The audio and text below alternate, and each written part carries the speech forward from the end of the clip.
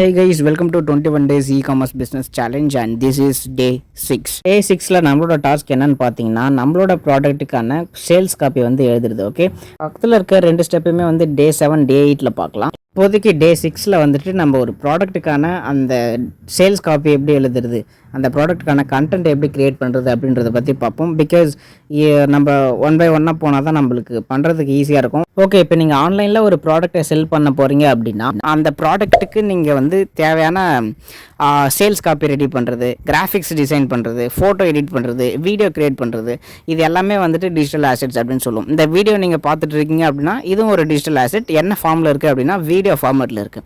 Okay, ஆன்லைனில் நம்ம ஏதோ ஒரு ஃபைலை யூஸ் பண்ணி நம்ம அது மார்க்கெட்டிங் பர்பஸ்க்கு யூஸ் பண்ணோம் அப்படின்னா அதுதான் நம்ம டிஜிட்டல் ஆசெட்ஸ் அப்படின்னு வந்து சொல்லுவோம். இ-காமர்ஸ்க்குன்னு நம்ம பார்க்கும்போது firstly we have product sales copy and secondly we have product graphics and third வந்துட்டு product photos.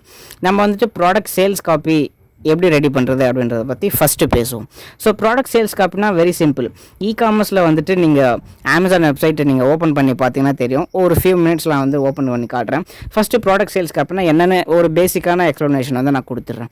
Okay, ecommerce content writing involves writing for online platforms that sell products or services. Very simple.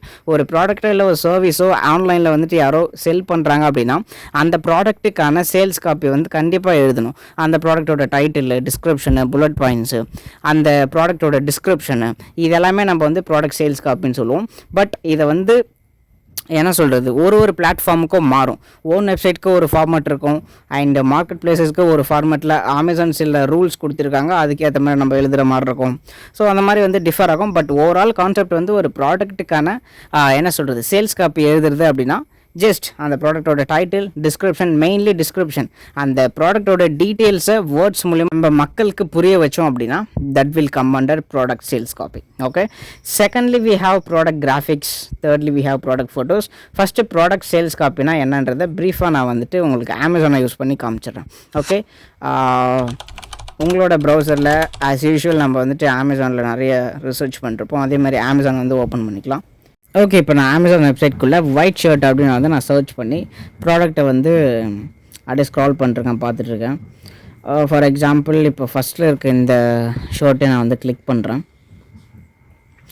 Just content ரைட்டிங்னா என்னன்னு உங்களுக்கு காட்டுறதுக்காக. Okay, first வந்து we have product title. இந்த product டைட்டிலோட anatomy நீங்கள் வந்து கொஞ்சம் புரிஞ்சுக்கணும். அனாட்டமி வந்துட்டு இது என்ன எம்பிபிஎஸ் கிளாஸா அப்படின்லாம் யோசிக்காதீங்க. ஜஸ்ட் இந்த ப்ராடக்ட் கண்டென்ட் ரைட்டிங்கில் இந்த டைட்டிலுக்கான anatomy just US Polo ASSN men's regular fit shirt. இதில் வந்துட்டு சிம்பிள், அவங்களோட பிராண்ட் நேமை வந்துட்டு ஃபஸ்ட்டு அவங்க போட்டுட்டாங்க. பிராண்ட் நேம் ப்ளஸ் அந்த ப்ராடக்டோட name. Okay, men's regular fit shirt, அவ்வளோதான். ஓகே, அவங்க வந்து சிம்பிளான இந்த அனாட்டமி யூஸ் பண்ணிருக்காங்க. I will show you another product. Okay, எல்லா ப்ராடக்ட்டுமே இந்த மாதிரி சிம்பிளாக யூஸ் பண்ண மாட்டாங்க.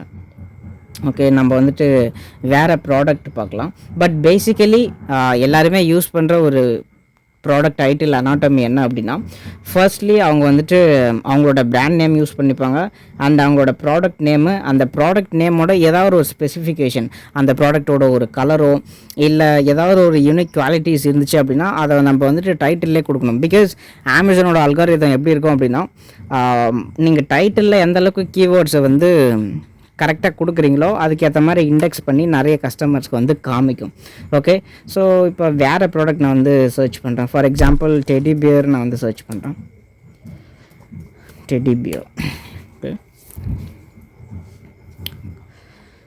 மோஸ்ட்லி இந்த ப்ராடக்ட் மாதிரி தான் எல்லாருமே வந்துட்டு ப்ராடக்டோட டைட்டில் வந்து ஃபிக்ஸ் பண்ணுவாங்க. So let's open it.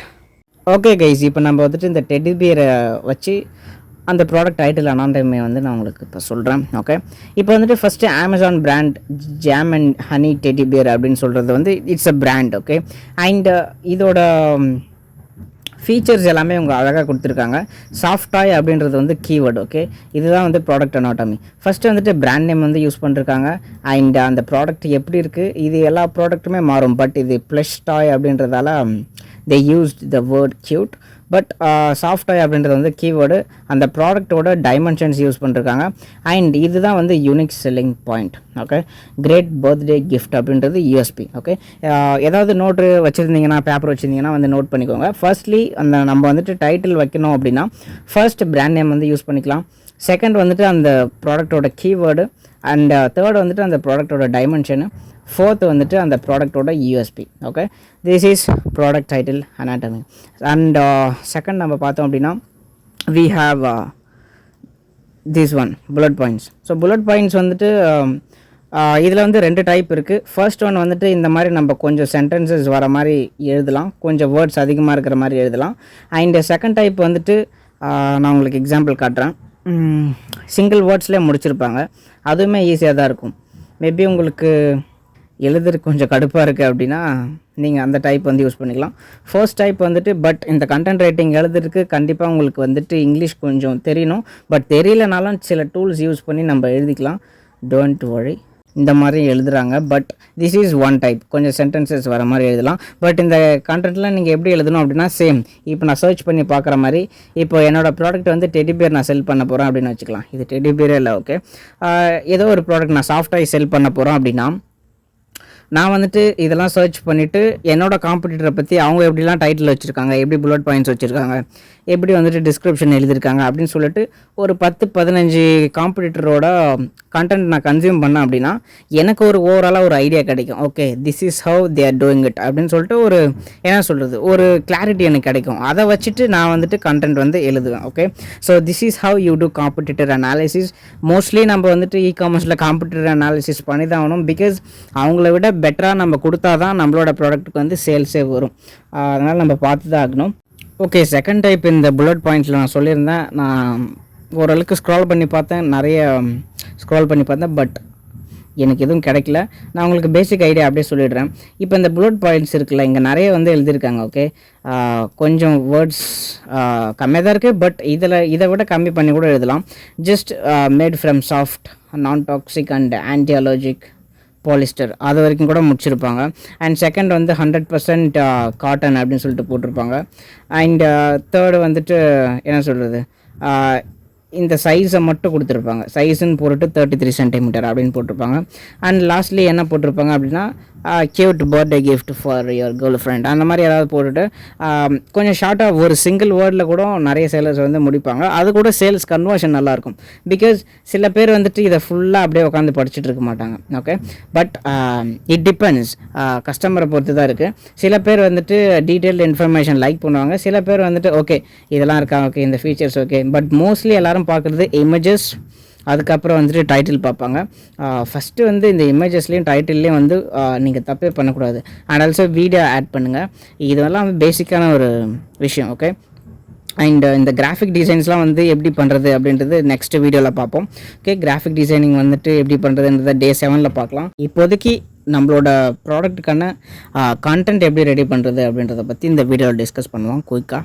Okay, so idea இது தான். 2 டைப்பு. ஃபஸ்ட்டு வந்துட்டு இந்த மாதிரி பெருசாக கொஞ்சம் எழுதுறது, செகண்ட் வந்துட்டு சின்ன சின்ன ஒரு சிங்கிள் வேர்டில் கூட நம்ம முடிக்கலாம். ஓகே, கொஞ்சம் வளவலன்னு பேசாமல் டக்குனா ஸ்ட்ரைட் ஃபார்வர்டாக நம்ம பேசணும் அப்படின்னா கன்வர்ஷன் ரேட் கொஞ்சம் குயிக்காக இருக்கும். கஸ்டமரை நிறைய யோசிக்கவே விடக்கூடாது. டக்குன்னு அவங்க வந்தாங்களா, ஆட்டோ கட் போடுறாங்களா அப்படின்னு போகிற மாதிரி இருக்கணும், அந்த அளவுக்கு எழுதணும். மேபி இதை ஜஸ்ட் ஒரு புல்லட் பாயிண்ட்டாக கன்சிடர் பண்ணிக்கோங்க. இந்த மாதிரி comfortable product, value for money, pot for child, இந்த மாதிரி 100% cotton, great value for your money, அந்த மாதிரி சின்ன சின்ன வார்த்தையில் வந்து எக்ஸ்பிளைன் பண்ணிருப்பாங்க. ஓகே, இப்போ நம்ம வந்துட்டு டைட்டில் எப்படி எழுதுறது அண்ட் கண்டென்ட் எப்படி எழுதுறது, புல்லட் பாயிண்ட்ஸ் எப்படி எழுதுறதுன்னு பார்த்தோம். தேர்டு வந்துட்டு நம்ம டிஸ்கிரிப்ஷன் வந்து எழுதியாகணும். ஓகே, நீங்கள் ஸ்க்ரால் பண்ணிட்டே வந்தீங்க அப்படின்னா கீழே இருக்கும். இதுக்கு வந்துட்டு A+ கேட்லாக் வந்து க்ரியேட் பண்ணியிருக்காங்க. இதை பற்றி நம்ம வந்துட்டு நெக்ஸ்ட் வீடியோவில் பார்ப்போம். ஓகே, இப்போதைக்கு கண்டென்ட் எப்படி எழுதுறது அப்படின்றத பற்றி பார்க்கலாம். இந்த வீடியோவில் வந்து A+ கேட்லாக் கொடுத்ததால் நமக்கு டிஸ்கிரிப்ஷன் அதில் ஷோ ஆகலை. டிஸ்கிரிப்ஷனுக்கு ஒரு ஆல்டர்னேட்டிவ் தான் வந்துட்டு A+ கேட்லாக். ஓகே, இப்போ இந்த ப்ராடக்டோட எக்ஸாம்பிளில் வந்துட்டு we have description. Okay, so அந்த ப்ராடக்ட்டில் வந்து நம்ம A+ கேட்லாக் பார்த்தோம். இதில் வந்து ப்ராடக்ட் டிஸ்கிரிப்ஷன் இருக்குது பாருங்கள். ஓகே, ப்ராடக்ட் டிஸ்கிரிப்ஷன் ஒன்றும் கிடையாது, ஜஸ்ட் ஒரு ஸ்டான்ஸாக தான். ஓகே, ஒரு 500 to 1000 வேர்ட்ஸ் கூட எழுதலாம். இவங்க ரொம்ப கம்மியாக எழுதியிருக்காங்க, கொஞ்சம் ஒரு 500 வேர்ட்ஸாவது எழுதுனா பெட்டராக இருக்கும். ப்ராடக்ட் டிஸ்கிரிப்ஷன் நீங்கள் எழுதணும் அண்ட் புல்லட் பாயிண்ட்ஸ் எழுதணும். புல்லட் பாயிண்ட்ஸ் இங்கே இருக்குது பாருங்கள். புல்லட் பாயிண்ட்ஸ் இவங்க ஒன்று தான் கொடுத்துருக்காங்க. ஓகே, ஒன்று தான் கொடுத்துருக்காங்க. இந்த மாதிரி 5 கொடுக்கலாம், அது நம்மளோட விருப்பம். 1 கொடுக்கலாம், 2 கொடுக்கலாம், 5 கூட கொடுக்கலாம். இவங்க வந்துட்டு 1 தான் கொடுத்துருக்காங்க. Which is not good. At least ஒரு 4ஆவது கொடுங்க. இந்த மாதிரி தான் நான் சொன்னேன். நான் டாக்ஸிக் ஒன்று கொடுக்கலாம், சாஃப்ட் ஃபேப்ரிக் குவாலிட்டி ஒன்று கொடுக்கலாம், வாஷபிள் தேர்டு புல்லட் பாயிண்ட்டாக கொடுக்கலாம். ஃபோர்த்து வந்துட்டு beautiful gift item for your girl friend. அந்த மாதிரி கொடுத்துட்டா முடிஞ்சு போச்சு. ஓகே, இந்த மாதிரி தான். ஃபஸ்ட் வந்து டைட்டில் வைக்கணும், அண்ட் செகண்ட் வந்துட்டு புல்லட் பாயிண்ட்ஸ் எழுதணும், தேர்ட் வந்துட்டு ப்ராடக்டோட டிஸ்கிரிப்ஷன் வந்து எழுதணும். ஸோ இந்த மூணுமே வந்துட்டு இட்ஸ் அ மேண்டேட்ரி. கண்டென்ட் ரைட்டிங்கில் இது மூணுமே வரும். ஃபோர்த்து வந்துட்டு நம்ம A+ கேட்லாகும் க்ரியேட் பண்ணலாம். பட் ஆஸ் அ பிகினராக நீங்கள் அதை வந்துட்டு பண்ணக்கூட தேவையில்லை. ஃபஸ்ட்டு லான்ச் பண்ணுங்கள். ஃபர்தராக நம்ம ப்ராடக்ட்டோட லிஸ்டிங் ஆப்டிமைஸ் பண்ணும்போது அதெல்லாம் பண்ணிக்கலாம். ஓகே, அண்ட் நெக்ஸ்ட் வீடியோவில் வந்துட்டு நம்ம கிராஃபிக் டிசைனிங்கை பற்றி பார்ப்போம். இப்போ நான் ஜஸ்ட் வந்து கூகுள் டாக்ஸை வந்து ஓப்பன் பண்ணிவிட்டு இப்போ நான் இந்த ஒரு 4 ப்ராடக்ட்டை பார்த்தேன் இல்லையா, இதை வச்சு என்னோடய ப்ராடக்ட்டுக்கு நான் எப்படி எழுதுகிறேன் அப்படின்றத உங்ககிட்ட ஷோ பண்ணுறேன். ஸோ நீங்களும் இந்த மாதிரி ரிசர்ச் பண்ணிவிட்டு உங்களோட ப்ராடக்ட்டுக்கு வந்து நீங்கள் வந்து எழுதி தான் ஆகணும். உங்களுக்கு வந்து ஓரளவுக்கு இங்கிலீஷ் தெரியும் அப்படின்னா அப்படியே எழுதிக்கோங்க. தெரியல அப்படின்னா you can use tools like Grammarly இல்லை குயில்பாட் அப்படின்னு சொல்லிட்டு இருக்கு. ஆஸ் ஆஃப் நவ் நான் இதை யூஸ் பண்ண போகிறது கிடையாது. இப்போது ஓகே, கிராமர்லி நீங்கள் வேணால் யூஸ் பண்ணிக்கலாம். இல்லை கூகுள் டாக்ஸ்லேயே வந்துட்டு நீங்கள் எழுதும் போதே கூகுள் டாக்ஸ்லேயே வந்துட்டு கொஞ்சம் ஆட்டோமேட்டாக கிராமர்லாம் கரெக்ட் பண்ணும். ஓகே, நான் உங்களுக்கு வந்து எழுதி காட்டுறேன். பட் இதை நான் வந்து ஃபுல்லாக ரெக்கார்ட் பண்ணேன் அப்படின்னா it will take up to 10 minutes. இந்த ப்ராடக்ட்டுக்கு நான் இப்போது லேர்ன் பண்ண விஷயத்தை வச்சுட்டு ஒரு டிஸ்கிரிப்ஷன் எழுதிட்டு ஒரு கண்டென்ட் எழுதிட்டு நான் உங்களுக்கு ஃபுல்லாக எழுதிட்ட பிறகு காட்டுறேன். Okay, let's get started. Okay guys, இப்போ நான் வந்துட்டு ஒரு 15 minutes கழிச்சு இந்த ஒரு சின்ன கான்டென்ட் வந்து க்ரியேட் பண்ணி முடிச்சிருக்கேன். ஃபர்ஸ்ட் வந்துட்டு என்னோடய ப்ராடக்ட் வந்துட்டு டெடி பியர். ஓகே, ஃபார் எக்ஸாம்பிளுக்கு நான் வந்துட்டு டெடி பியர் அப்படின்னு வச்சுக்கிறேன். ஓகே, இந்த டெடி பியருக்கு நான் வந்துட்டு கான்டென்ட் க்ரியேட் பண்ணணும். நான் உங்ககிட்ட முன்னாடி சொன்ன மாதிரி நிறைய ப்ராடக்ட்ஸ் வந்து பார்த்துருந்தேன் இல்லையா, அதை வச்சுட்டு ஃபஸ்ட்டு வந்துட்டு நான் உங்ககிட்ட சொன்னது. ஓகே, டைட்டிலோட ஸ்பெல்லிங் பார்த்தீங்களா? டைட்டில். ஓகே, ஃபர்ஸ்ட் வந்துட்டு பிராண்ட் நேம் வந்து போட்டிருக்கேன். செகண்ட் வந்துட்டு அந்த ப்ராடக்டோட name. Okay, raw name and also கீவேர்டும் இன்க்ளூடடு. அண்ட் தேர்ட் வந்துட்டு அதோட யூனிக் ஃபீச்சர் நெக் போ அப்படின்னு சொல்கிறது. அண்ட் லாஸ்ட்லி நான் வந்துட்டு அந்த ப்ராடக்டோட டைமென்ஷன் வச்சு முடிச்சிட்டேன். ஓகே, உங்ககிட்ட சொன்ன விஷயம் தான். அண்டு புல்லட் பாயிண்ட்ஸ் வந்து நான் 2 டைப் சொல்லியிருந்தேன். ஒன்று வந்து கொஞ்சம் சென்டென்ஸ் வந்து எழுதுறது, செகண்ட் வந்துட்டு 1 வேர்டில் வந்து முடிக்கிறது. நான் வந்துட்டு ஃபஸ்ட்டு மெத்தட் யூஸ் பண்ணேன். கொஞ்சம் புல்லட் பாயிண்ட்ஸ் நான் வந்து பார்த்துட்டு எல்லாத்தையுமே படித்து பார்த்துட்டு எனக்கு புரிஞ்ச மாதிரி எழுதியிருக்கேன். ஓகே, ஏதோ கொஞ்சம் நமக்கு தெரிஞ்ச கொஞ்சம் இங்கிலீஷ் நாலேஜ் வச்சு எழுதியிருக்கேன். அண்ட் தேர்ட்லி டிஸ்கிரிப்ஷன் ஓரளவுக்கு எழுதியிருக்கேன். ஓகே, இந்த எழுதுறதுக்கு இது எல்லாத்தையுமே நான் வந்துட்டு கிராமர்லி வந்து யூஸ் பண்ணேன். ஓகே, கிராமரில் வந்து யூஸ் பண்ணேன். And also I use QuillBot. இது வந்துட்டு கொஞ்சம் ரீஃப்ரேஸ் பண்ணி கொடுக்கும். சப்போஸ் நம்மளோட காம்படிட்டர்கிட்ட இருந்து கொஞ்சம் நம்ம கான்டென்ட் கூட எடுத்து இதில் ஸ்பின் பண்ணி பார்க்கலாம். பட் அக்யூரேட்டாக இருக்காது. நீங்கள் எல்லா டூலுமே இதில் இருக்கும். ஃபேரப்ரைஸ் பண்ணும், கிராமர் செக் பண்ணும். நீங்கள் இதை வந்து யூஸ் பண்ணிக்கலாம். இந்த 2 டூலுமே நான் வந்துட்டு அடிக்கடி யூஸ் பண்ணிகிட்ருப்பேன். பிகாஸ் கண்டென்ட் எழுதும் போது இது ரொம்ப யூஸ்ஃபுல்லாக இருக்கும். இது வந்துட்டு இதுக்கு மட்டும் கிடையாது, யூடியூப்புக்கு எழுதுறதுக்கு எல்லாத்துக்குமே யூஸ் ஆகும்.